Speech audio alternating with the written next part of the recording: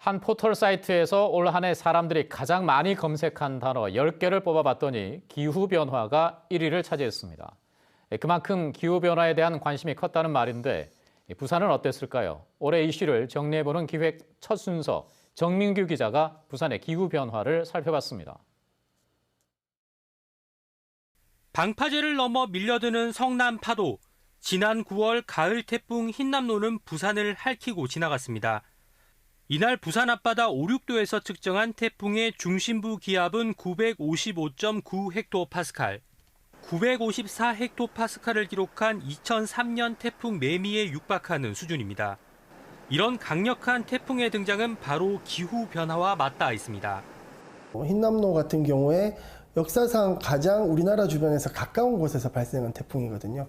그 이유가 바로 우리나라 주변 바닷물이 너무 뜨거워지다 보니까 적도 지역이 아니라 한반도 인근 해상에서 강력한 형태로 이렇게 발달해서 태풍이 지나간 뒤 찾아온 유난히 포근했던 가을.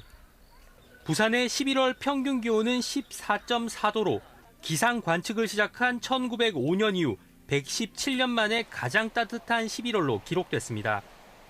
덩달아 따뜻해지고 있는 바다는 해수면의 높이도 더 끌어올렸습니다. 지난 33년 동안 부산의 해수면은 한 해 평균 2.8mm씩 높아져 9cm 넘게 상승했습니다. 이건 같은 기간 남해안의 평균 상승폭을 뛰어넘는 수치입니다.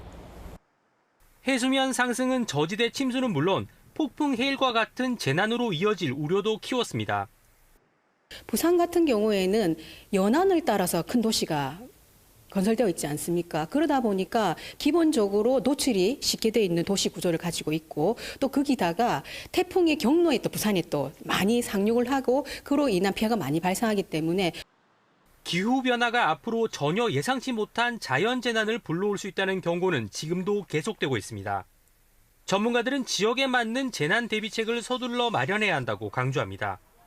중앙에 있는 그것을 활용하고 의존하는 그런 성향이 강한데 가능하다면 이 지역사회에 관련돼 있는 그러한 인력 그리고 전문성, 장비 이런 것들을 최대한 우리 부산시에서 끌어낼 수 있는 것들은 찾아봐야 된다고 보거든요.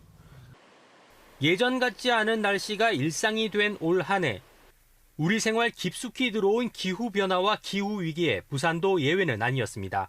KBS 뉴스 정민규입니다.